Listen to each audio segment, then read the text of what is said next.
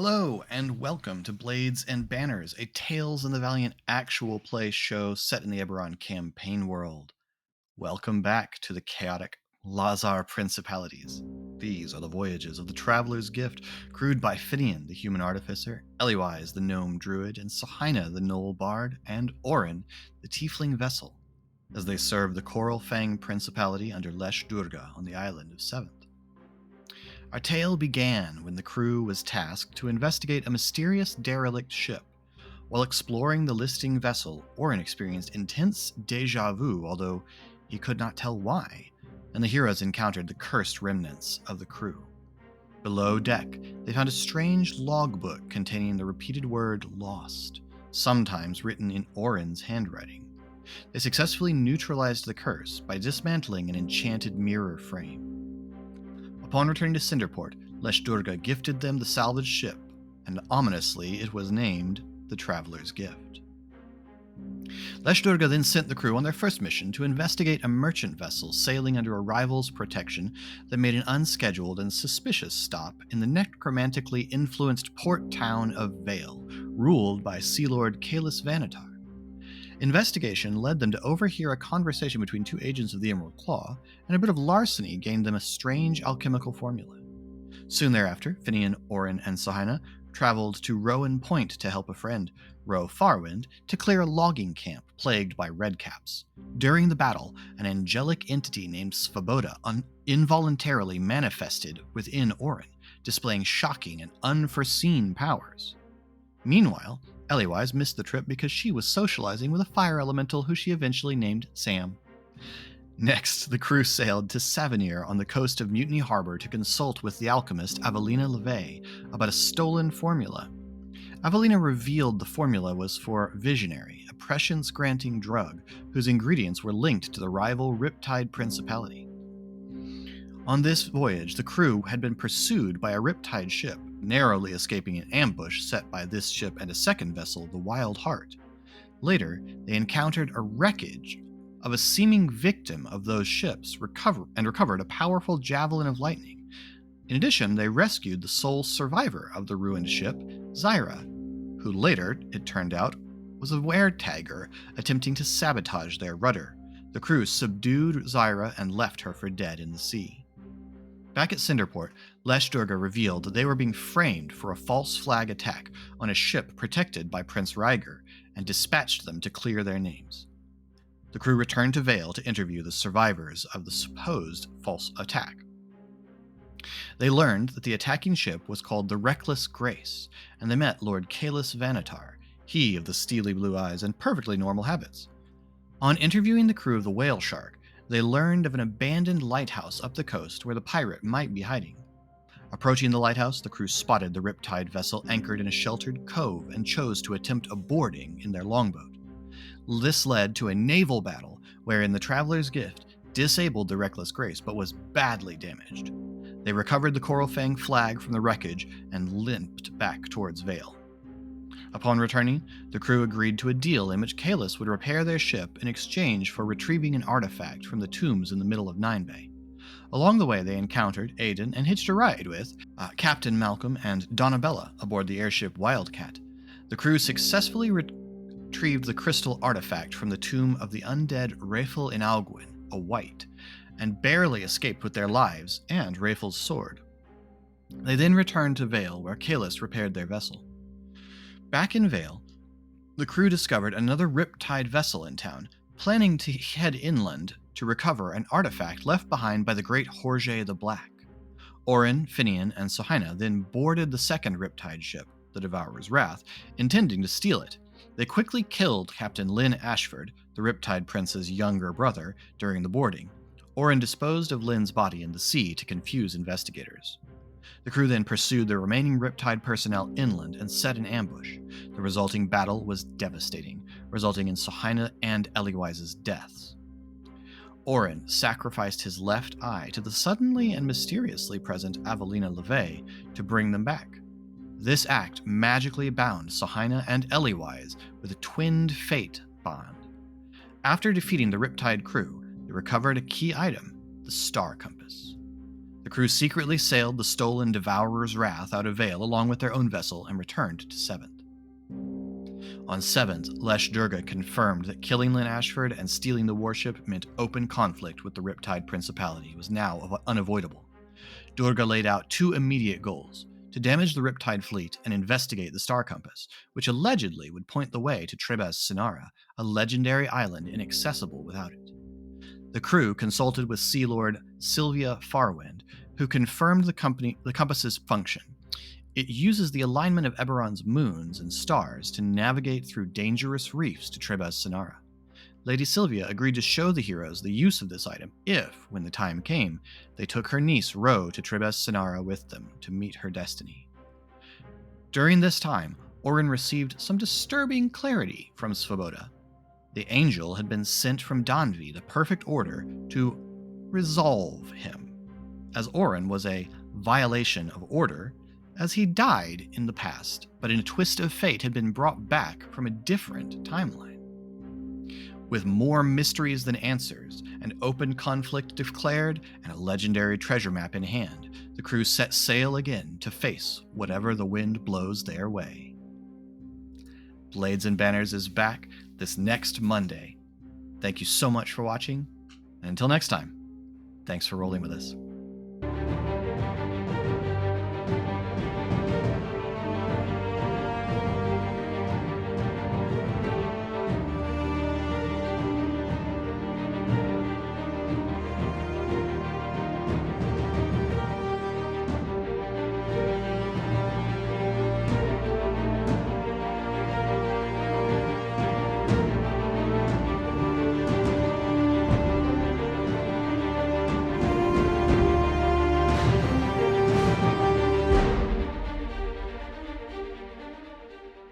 Hello, and welcome to Blades and Banners, a Tales of the Valiant actual play show set in the Eberron campaign world.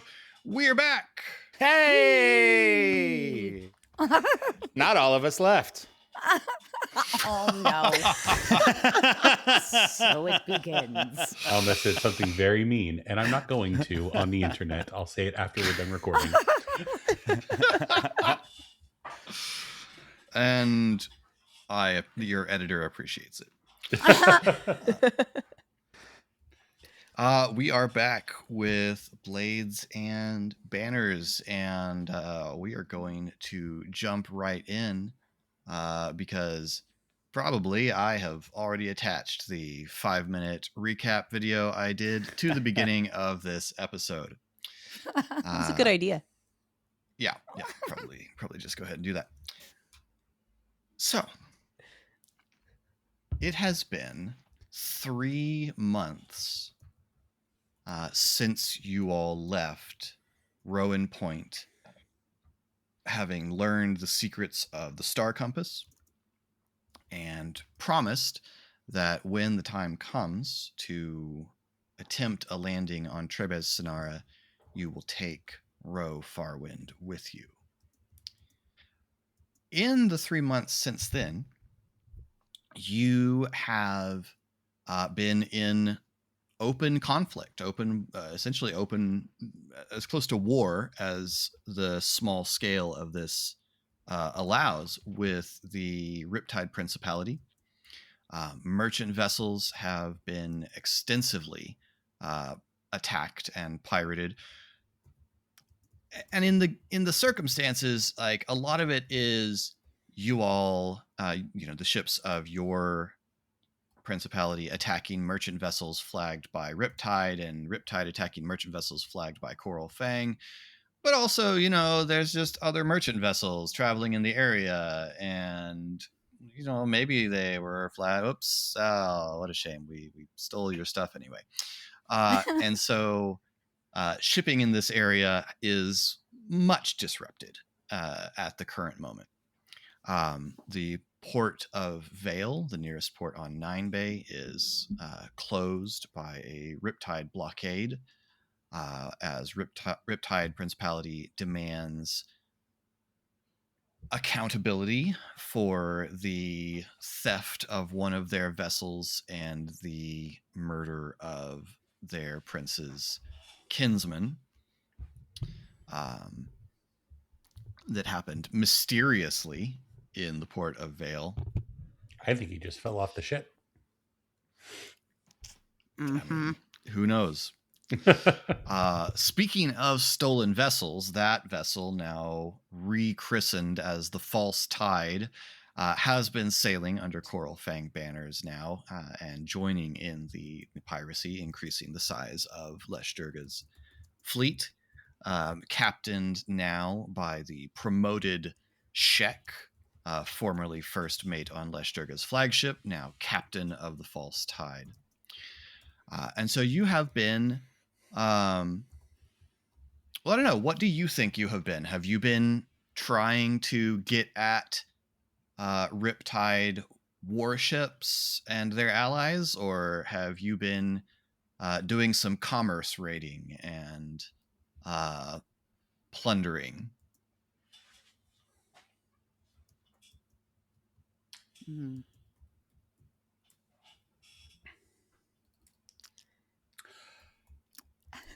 We've been meditating silently Yes. for Yeah. quite a long time. Collectively.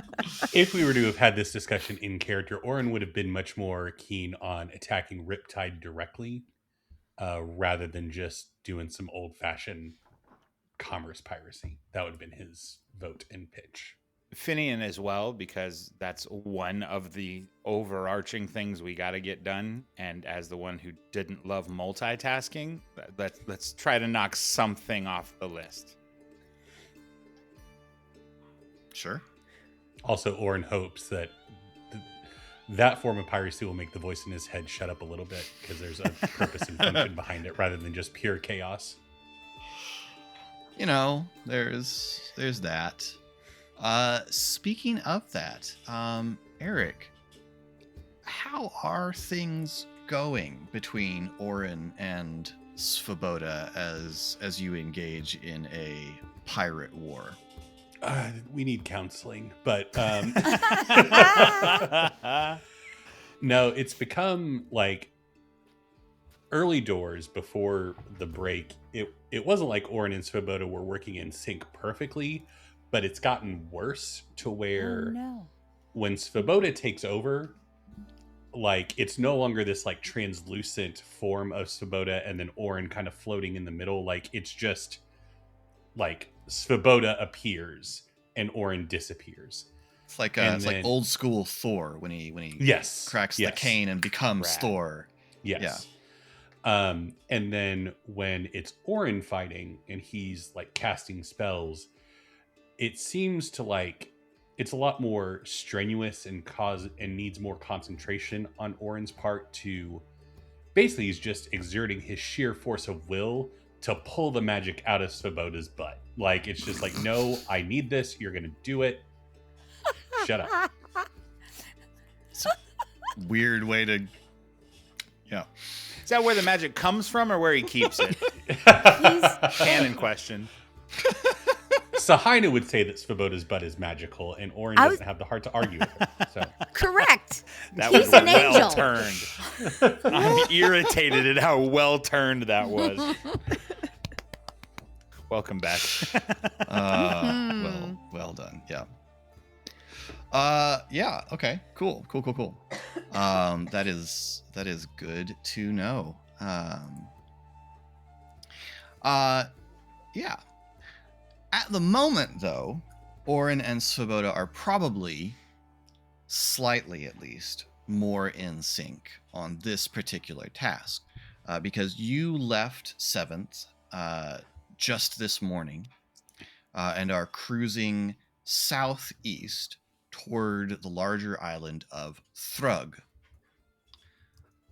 Thrug is home to the Kereth Tar Principality, ruled by primarily an orcish tribe from the Maror Holds, who settled on the island back in the days of Jorge the Black.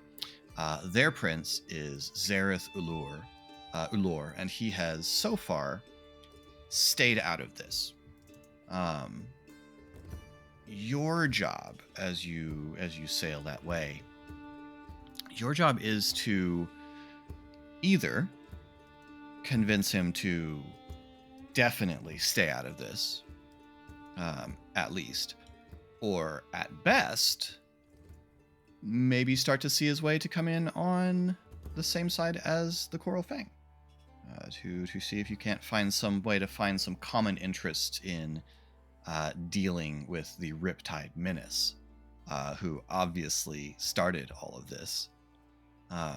Unprovoked. Entirely unprovoked, yes. You're on a diplomatic mission, so you're probably feeling maybe slightly more at peace with yourself than you have in a while. Speaking of feeling a bit more at peace, Mia, Hi. how's Sohina doing with all of this? Sohina's probably our least violent pirate. And now it's been 3 years of chasing and or being chased by and firing on and maybe even occasionally boarding ships allied to the Riptide Principality. How's Sohina handling all of that? I'm so sorry. Did you say 3 years? I might have said 3 years, but I meant 3 months. Oh, Okay, I was okay. about to ask, Okay. how bad We haven't is- leveled up once. How bad is Finian that he's level 5 after 3 years? I've been in a coma. All right. Despite the fact that Philip wants me to be very sad as Sohina. Yes. No, we heard this. Yes, canon. Sohina has been really struggling. She has the fact that she can no longer casually interact with Kalis Vanatar. She cannot go and visit. I'm serious. Pancakes. I know. I'm sorry.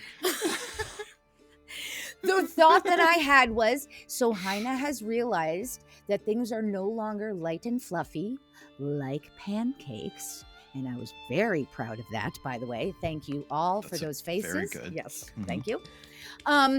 But she's struggling, and she has recognized that she has to accept the reality of this situation, which is more aggressive and more violent than she would have normally wanted. And so she's in this place where she's trying to embrace it, but initially it was definitely something that made her extremely uncomfortable, but she's trying to kind of get on board with it. Mm-hmm.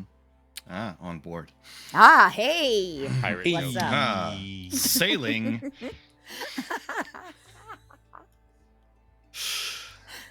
Cool. Colin, what's some way that Finian has improved the ship over these months of seeing it in action more than usual? What's really important that was first done was that he reinforced the inside of his shop with better acoustics so that he didn't have to hear all the complaints about the fact that he's clanging and banging at all hours of the night and working on things, which was greatly disturbing to the rest of others. After all of the difficulty that we had with it and realizing how important of an asset, he has imbued a strength, reinforcing strength onto our what's the word for the dinghy? Is that what we called it? It was just the longboat. The longboat, yeah. And that has been remade with sorewood, Ooh. giving us a much better opportunity, all things needed with that boat in the future. So that's what his time, not spent out but spent inland, was on building a new and improved longboat. Nice. Very good. Nice. Cool. Mhm. Yeah, you all have gotten more used to life on the boat, on the ship in for longer stretches, and also to the occasional punctuations of violence in your voyages on the ship. But in addition to this, you are frequently returning to Seventh. Obviously, it will not do for all of Leshdurga's warships to be away from Seventh for a lengthy amount of time, given how close the enemy is. And additionally, your ship has to be repaired and refitted, and you have to resupply. And so you are frequently back on Seventh, taking care of matters for Leshdurga.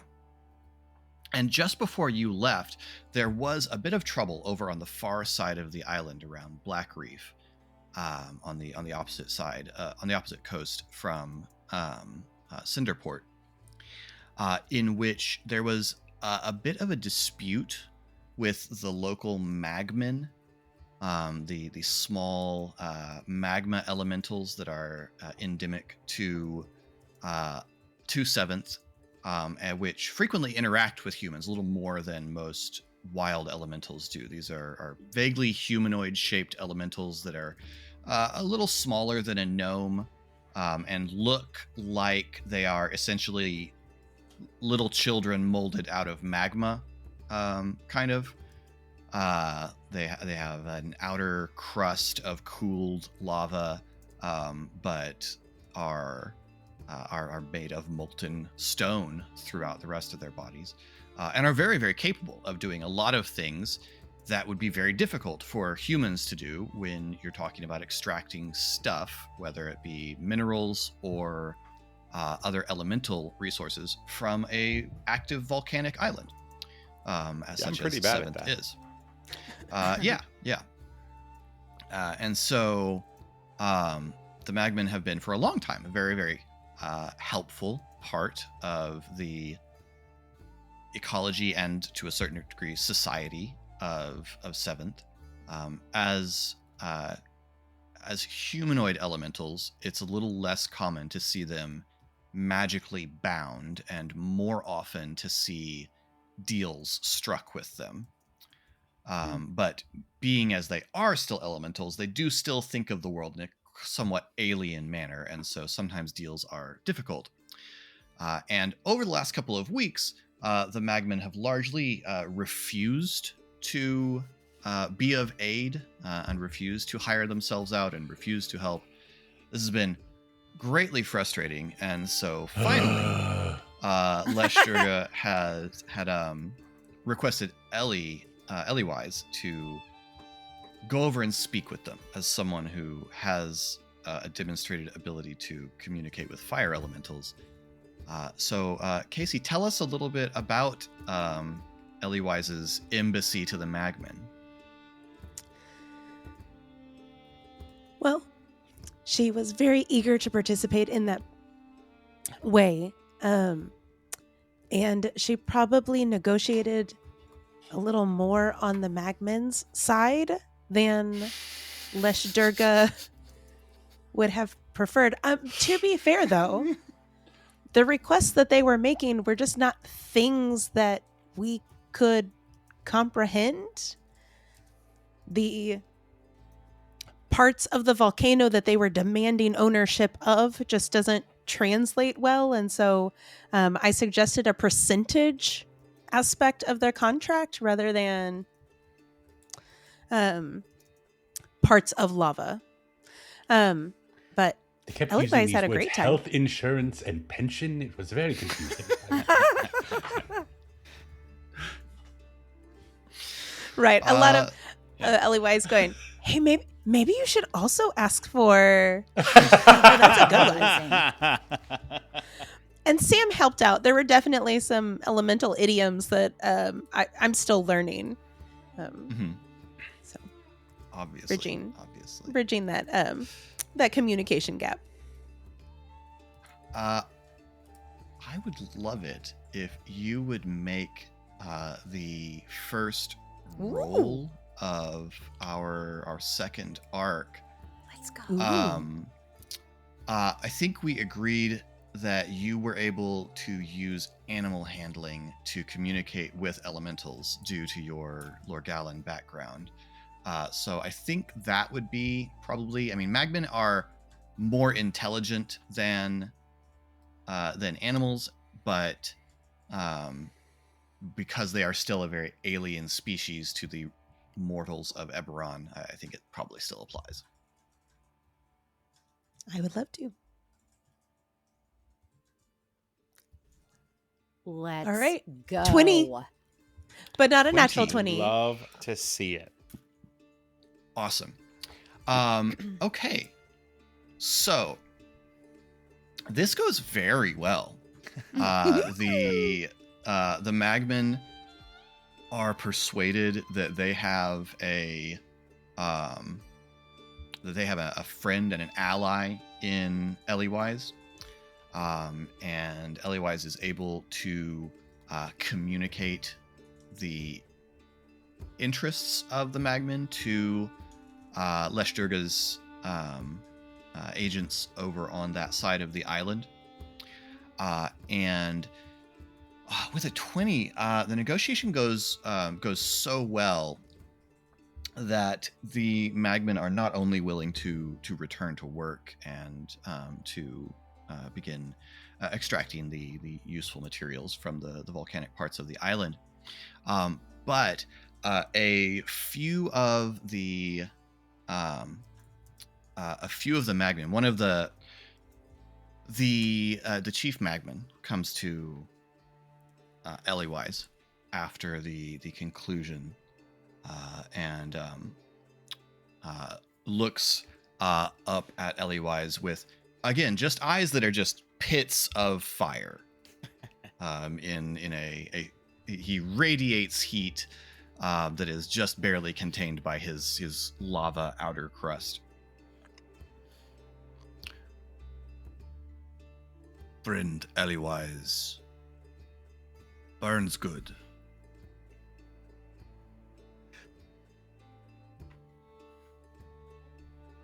Magman help burn enemies of Eliwise. Ooh. And he makes a gesture with, again, he's got arms, but most of the time when Magmen actually are interacting with stuff, it's kind of like their hands are just like, it's like kinetic sand. They just sort of push and their hands just sort of flow around the thing that they want to use. And so the arms and gestures and form of a Magman is really it's a courtesy to humanoids. Nice. So the chief Magman sort of gestures with one of his arms that, again, it's kind of constantly in motion with the crust sort of flowing over the magma core. And 4 of the Magmen look over and raise their little magma hands and wave, and then just sort of hop into the air, and their bodies just implode in on themselves, and what drops onto the ground is a little ball that looks like it's made of cooled lava. So it's the These prospector pick. Burn Eliwise enemies. You throw at enemies from food boat. We could stick him in the cannon. And that's Magmen land on other food boat and burn. right. Eat it up. That's Yes. That's fantastic. And they're okay with that? Did they volunteered? Yes.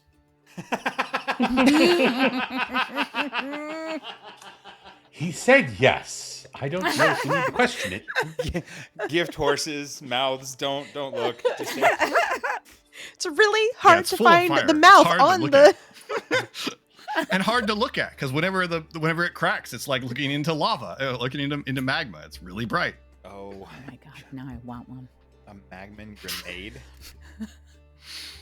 So yes, so you have 4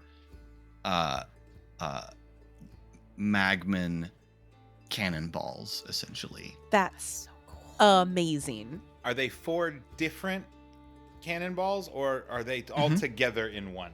No, they're 4 different cannonballs. Okay, I thought you made a Borderlands shots. weapon for a second. Ooh. You throw it and it just blows up into 4 little dudes that are on fire. That is sort of what this magic item does. Yes.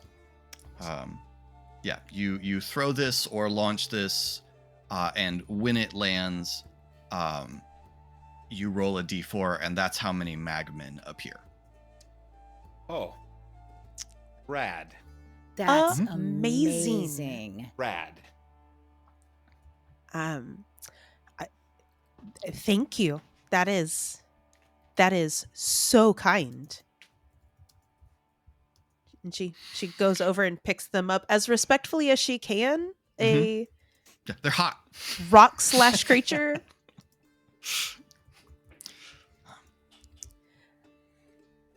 Otherwise, and very then- helpful. Too many magmen anyway. Oh, okay. That's so dark. Send me more if you need to.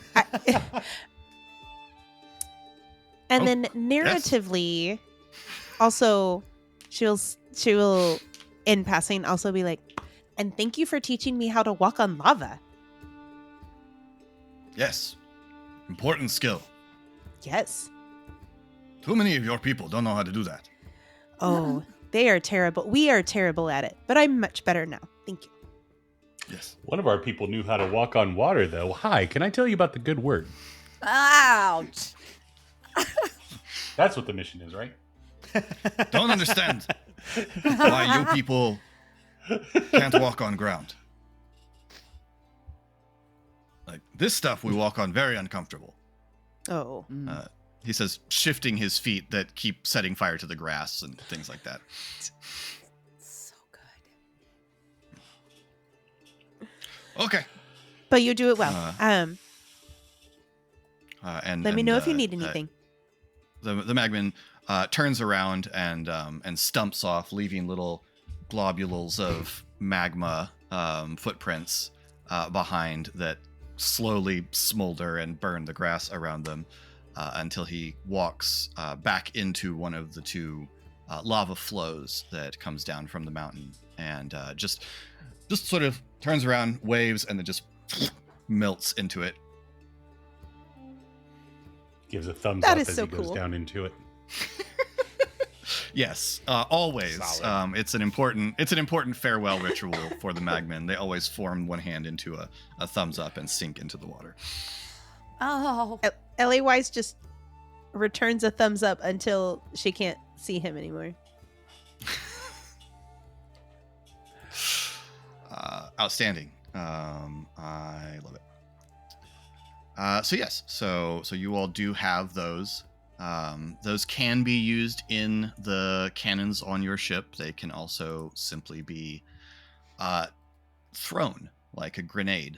You can use them in either way that you wish. That is fantastic. Thank you. So, as you are sailing towards Thrug, you are feeling satisfied at having improved the relationship between the Coral Fang Principality and its elemental population.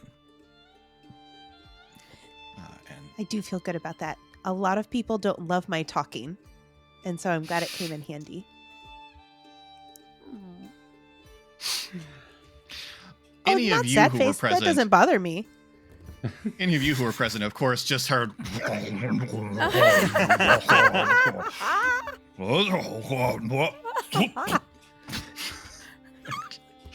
And then Ellywise walked away with these 4 scalding hot rocks. Would it have been possible for Sahina to have been around for that, or is that Sure. just an? That's fine Yeah. with me. Okay.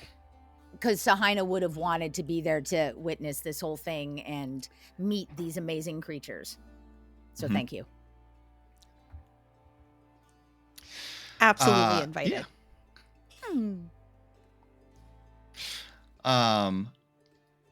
So yes, you were there. The Magman grenades are stowed somewhere safe and fireproof aboard the ship. And yeah, the wind is blowing your braids as you head towards Thrug. Hey, Philip. Can Hey, we Casey. say that Mhm. I have a bed for Sam in case he wants to materialize, and I keep Huh? the cannonballs in there, so it's like a nice little warm spot for him Like to a be like a comfortable. nest. Yeah. Little Mhm. fireplace. Totally. Yes. Yeah, I'm imagining it's like a fancy like the buckets that you could buy an old fireplace to like scoop the cinders into when you're clearing out the fireplace. It's like it's like a fancied up one of those It's a with like chimenea. sand in it or something. It's chimney. That's what it is. That's wonderful. Yes. I I love think that. that's wonderful. I adore it. So, Finian, Sir. you are once again aboard your ship and moving on a diplomatic mission, which maybe that's less interesting to Finian. It's fine. I have time to work. I don't know. I mean, Thrug is well known for its metallurgy. The Thrug forges a lot of things. They have large cold iron deposits, so there's forges and refineries and things on Thrug. So there are things that at least are within Finian's wheelhouse, even if the negotiation side of it is maybe less so. But you are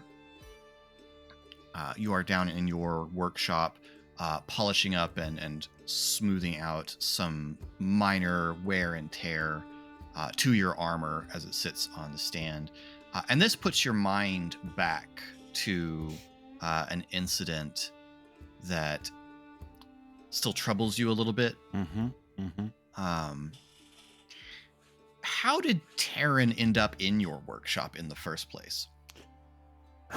Well, it's because we were going to Thrug.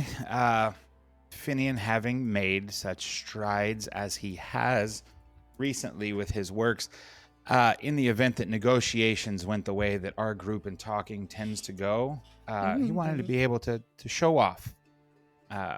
And Taryn had come by a couple times, as the armor has now become something that is spoken about, is known as a defining attribute of Finian.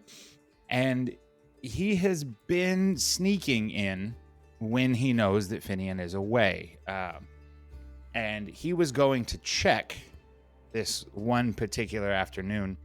And as he started downstairs from the deck, he heard Finian just yell in sudden and startling pain. Which is what led him to think that he was heroically saving the day.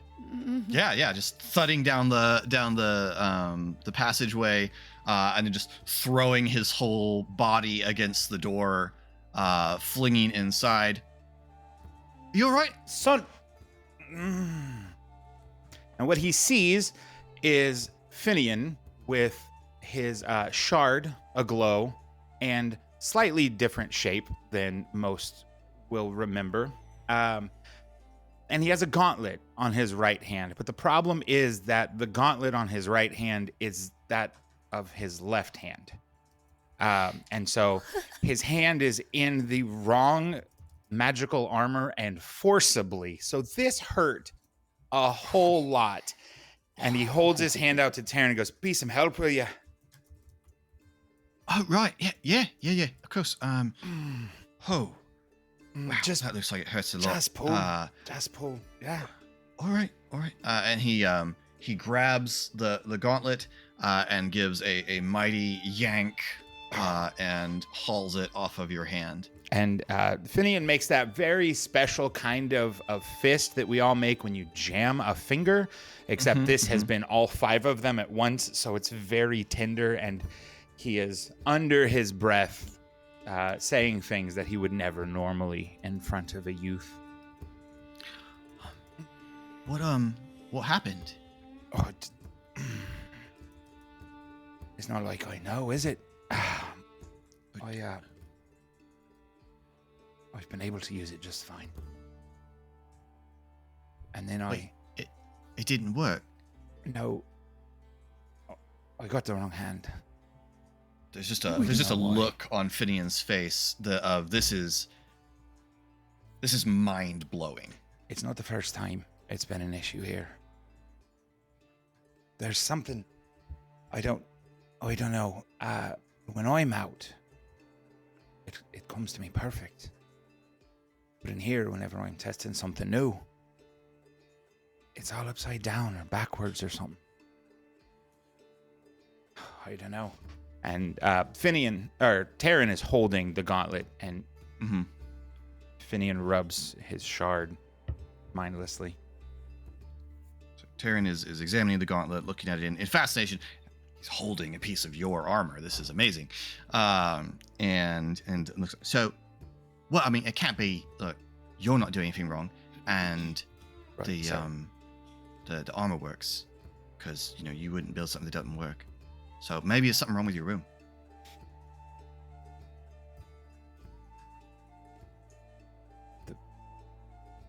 I don't understand. This. Well, you don't make things that don't work, and so if it's trapped in here, there must be something wrong with the room. But there can't be anything wrong with the room. I've built everything that works in this room. How can a room be wrong? And Taryn starts sort of pacing around the room, now sort of working the problem. As he steps, Finian summons the gauntlet, and it slaps him in the hand. It doesn't mount onto his hand. It just kind of high fives him and falls.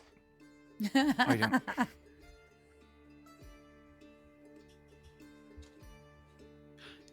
It's trying to go to the stand. He took it off the stand. That's why it's trying to go back to the stand. What do you mean? Well, look, the way it hit you. Right. Well, if it was on the stand, that would be right. It's only wrong because it's trying to land on your hand. It's trying to go to the stand. What do you mean? When you call it here, it's like a magnet being pulled. It's pulling it 2 different directions. No. It's trying to go to you, and it's trying to go to the stand at the same time. No, because when I dismiss, and he dismisses the armor, and it shows back up on the armor rack in the right place. No, but that's not... So... I don't... What do you think the solution would be here?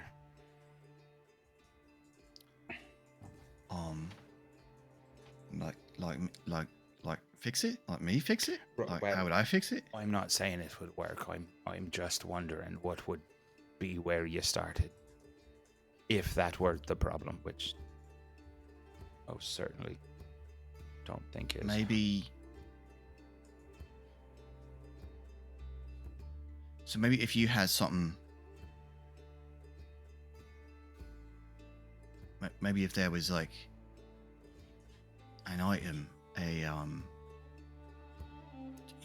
like your amulet or a wrist brace or something like that, and when you weren't gonna wear the armor, that goes on the rack, and then that's why the armor goes to the rack, and then when you want the armor, it goes on the bracelet or ring or something goes on you, and then it comes to you when you want, because you've got it.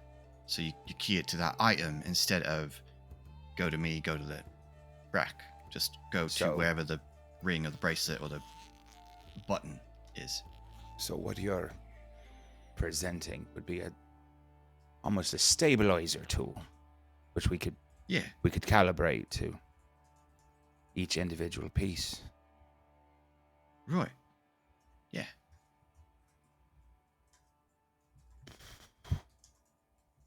Right. That's probably dumb, isn't it? That's probably dumb. Darren. That's actually quite a marvelous idea. Is it really? Truly. I think you solved it. Do. I fixed something I broke something of you. and you fixed You it. Mate. broke, and I Did. Oh, sovereigns. You should do that outside of the workshop. Right now, I think we should start forging something unobtrusive to do the job we're looking for here. Would you Yeah. Like you want? like Like to you want- help me with it? I mean, if If you're busy, I understand. if It's you totally if you fine. needed It's if totally you, if you needed if you just needed some yeah, I could do that if it was just It would be and, easier like, for me if it's we did everything less in him words trying to be cool. and just started working. Yeah, Oh, I could do that. right. I generally do. So I should talk less while we work. In general, yes, but in this moment, also yes.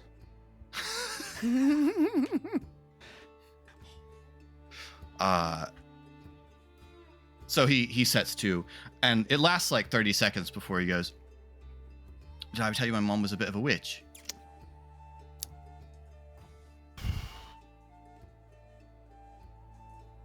No, you're not. I suppose now is the perfect time. And then he launches in while you work. And we build the new jewelry, which Finian will wear to correctly summon his pieces. It is among the proudest moments of Terran's life so far. And Finian does not tell any of his crewmates about it. Why?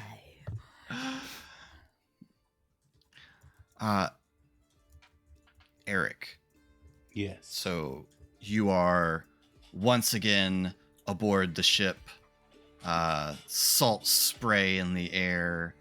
Do you still wear Lynn Ashford's hat? Probably. No, it's probably a trophy in my quarters, but I don't wear it openly. Okay, I'm just curious.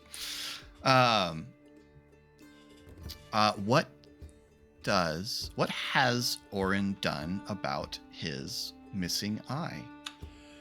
I have updated the HeroForge mini for you, but he's got one of those like really cool, durable looking like multi-strap eye patches where there's like two that run along his cheek and one over this side of his head and one on this side of his head that Mhm. is the same kind of bright red leather that matches the rest of his outfit. But yeah, it covers a decent amount of real estate on his face.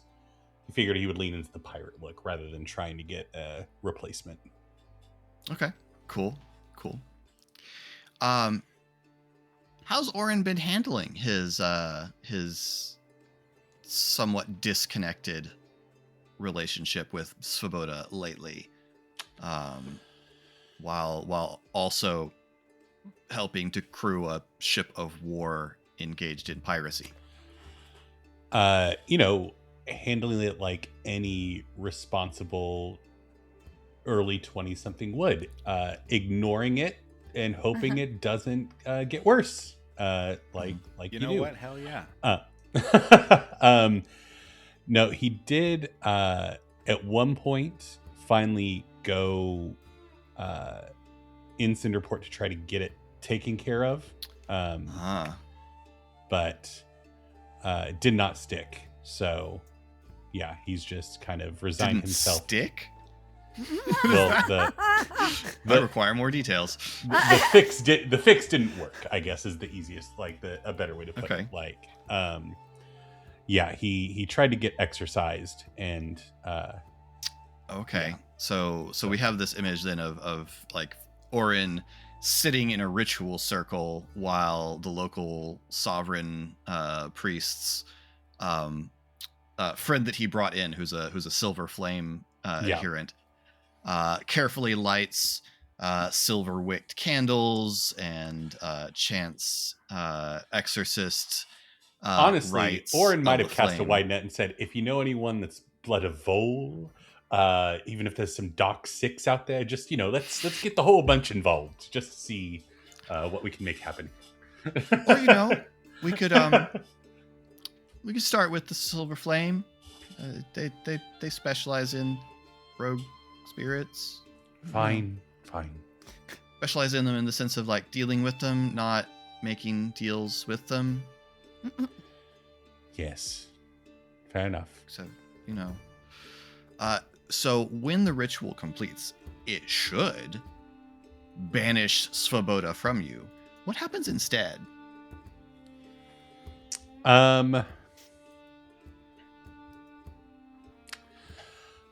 think that's probably what caused what appears to be this certain level of separation of Svoboda and Orin, like the opaqueness of Svoboda and Svoboda fully replacing Orin was post attempted exorcism.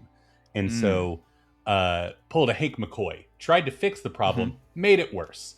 So it's almost like, because of course Orin wouldn't have revealed all the information to the experts that he's trying to get involved. Orin didn't tell them about the dubious nature of his own life and being here. And so probably part of Orin almost got shunted out as well, because banished the thing that doesn't belong here. And the magic was like, they both don't belong here, so I don't know what you want me to do. And so it just made things worse in some way. It hurt. Or it hurt a lot. Does the exorcist know it doesn't work? It didn't work? Yes, I would say probably the ritual shouldn't have hurt Orin.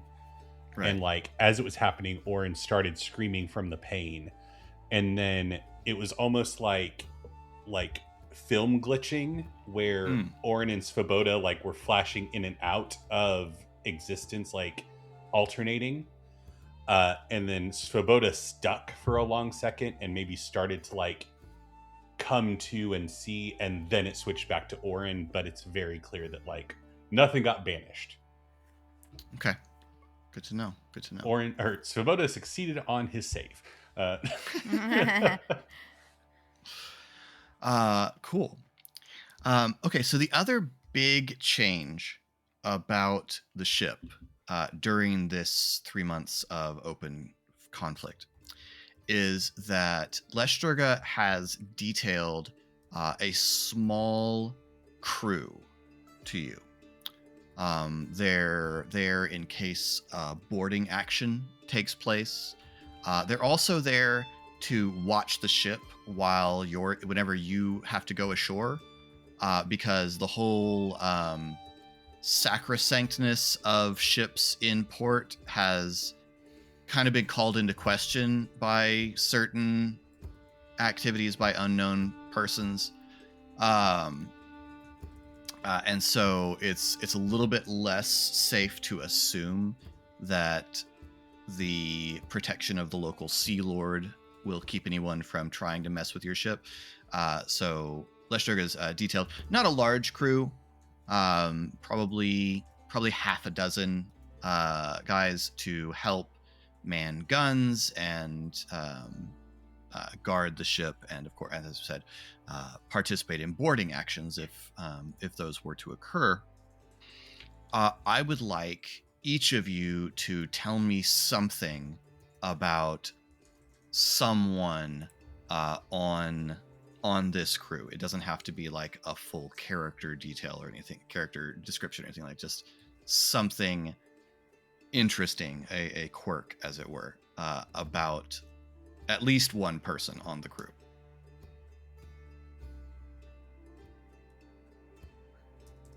One of the crew is extremely rough and tumble looking, and you would look at this person and assume that he was mean and tough, and immediately fell in love with Aggie. And spends as much time with her as Sohaina allows. I love that. That's wonderful. Yay.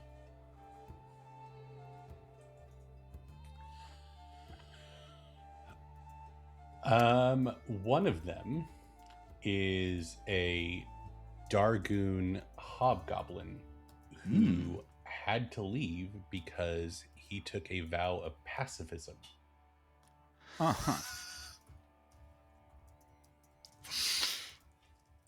And now he's on a pirate crew. His loophole is as long as he doesn't do anything directly harmful to another living creature, he's still a pacifist. Won't load a cannon, but he'll do a lot of rigging stuff. Okay. Yeah. He's real good at knots and weighing anchors and you know. Maybe he's like Lesh Durga's like third cousin or something, and so it was like he's I can't absolutely turn him Lesh away. Durga's third cousin. Yes, absolutely. Yay. A Nepo baby pirate? Is that a thing? It's you have an obligation to extended family in a tribal clan based society. There's an obligation to extended family even if they aren't exactly what you're looking for. Gotta find a place for him. Yep. Apparently it's on the Traveler's Word. Gift. And also maybe it's just a little bit of like, all of this is your all's fault, so you get my pacifist third cousin as part of your crew. Like, You know what? Our misfit toy boat That. is happy to have another. Heck yes. One of the crew members, it's like a second, third career older woman. She's just so excited to go see the world. Pirate ship is a good way to do that. She's not a pacifist. She's cool with loading cannons. She's not super experienced at it. She's just eager. And we have a crew member who is a lifelong pirate, a true salty dog, who tries to stay off of the longer assignments because he still gets violently seasick. And every day when he wakes up, he goes rushing to the rail. And when he's done, he goes, ritual complete.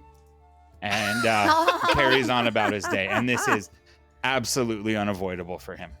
So he tries not to go on too long on trips because he loses weight.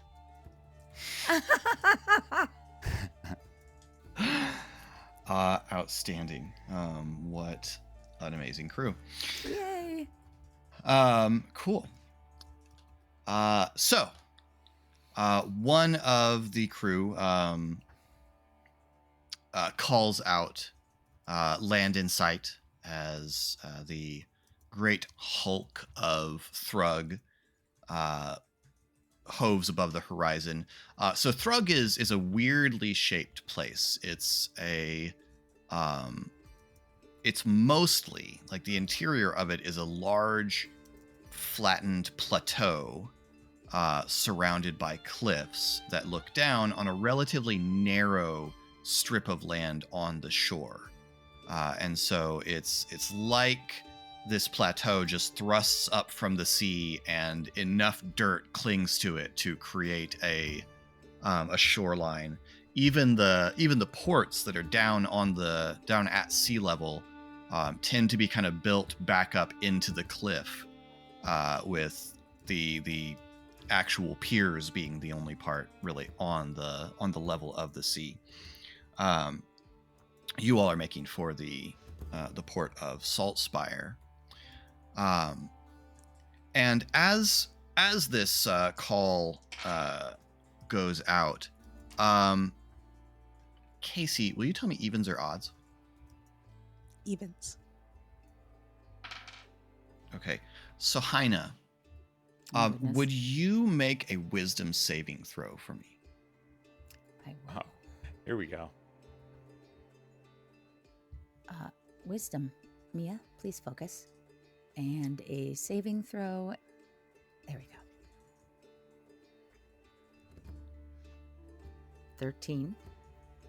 Sohina, where's Sohina right now as the ship is in sight of your destination?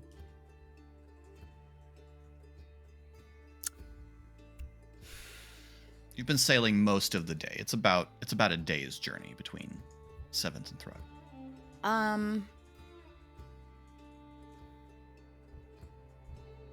I think she's up on deck watching as it comes in. Okay. So in this moment, Sohina suddenly collapses onto the deck and just begins laughing wildly and uncontrollably. And this goes on and on for about a minute, and then you're just sort of laying on the deck, kind of out of breath, but once again yourself.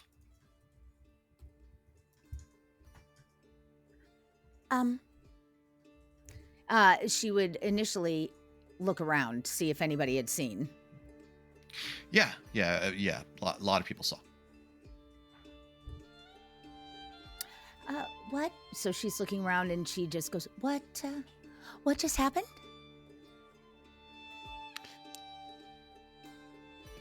Are we supposed to know? Did you see something funny? I did. Well, I didn't think I did. Do I feel funny?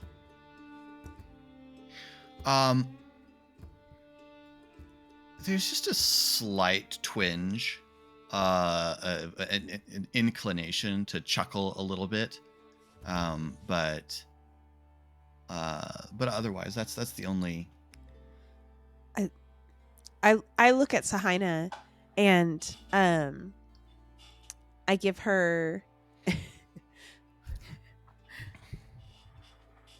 I don't know what to refer to it as. I know in our friend group we call them marriage eyebrows. Like I look at you and I'm like, it wasn't me. And over the past 3 months, we have understood this. We've developed this communication. All right, great. Right. Right. Oh, okay. I guess it was me then. And she stands up and just gives a shake and just sort of shrugs, I think. Okay. I mean, is there a check to be made?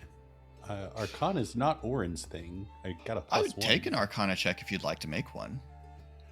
I Nora will would just- like to make one. Sure. I will let Ellywise do that. With Holy a natural cow. 20 Woman, go. Holy for cow. 23. I'm really worried about Sahina. I love you. There is a spell that does exactly what just happened. it's called, well, it's usually referred to as hideous laughter. And it's a spell that just causes some people to collapse in a fit of incapacitating laughter. So with a natural 20, I don't know exactly why Eliwise knows exactly what this is, narratively speaking, but with a natural 20, before you even Eliwise tell knows me, exactly why. we can just say it's a crazy conspiracy theory that this time just happens to be true. It's just like, what if?